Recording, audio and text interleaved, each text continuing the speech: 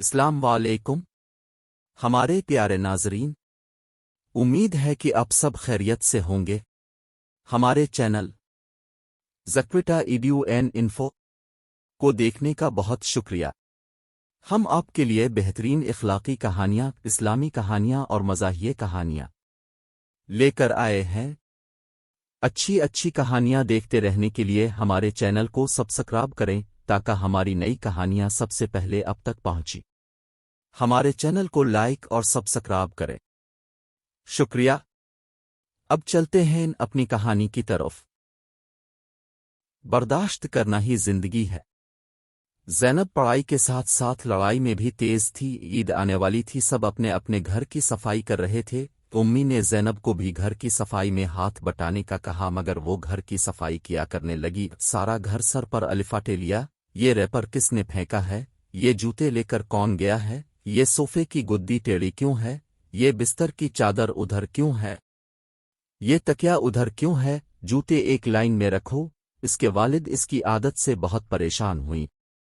اسے سمجھانے لگے کہ بیٹی یہ عادت تو نہیں ٹھیک۔ وہ اکثر چھوٹے بھائی اور بہنوں پر بھی ہاتھ الفاٹتی تھی۔ والدین کہیں گئے ہوتے تو گھر پر اس کی حکمرانی ہوتی۔ ٹی وی کا ریموٹ کنٹرول اور بچوں کا کنٹرول اس کے ہاتھ میں ہوتا۔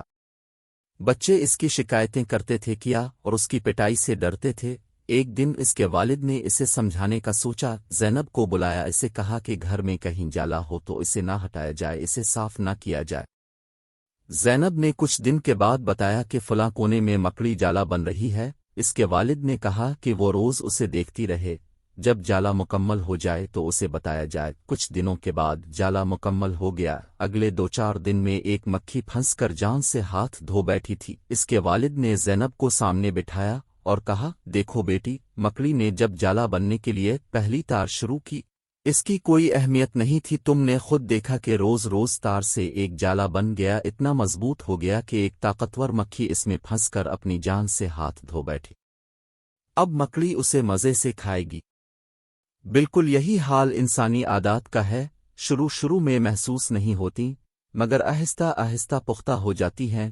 یوں انسان اپنے گرد جالا بنتا جاتا ہے اور مکھی کی طرح پھنس جاتا ہے۔ پیاری بیٹی، یہ روز کی عادت انسان کی فطرت بن جاتی ہے اور فطرت کبھی بدلا نہیں کرتی۔ پیاری بیٹی، دنیا میں ایک دوسرے کو برداشت کرنا ہی زندگی ہے۔ زینب کی سمجھ میں یہ باتیں آ گئیں۔ اس نے وعدہ کیا کہ وہ آئندہ ایسا رویہ نہیں اپنائے گی۔ پیارے ساتھیوں، ہمیں چاہیے کہ اچھی عادتیں اپنائیں جو مستقبل میں ہمارے کام آ سکیں۔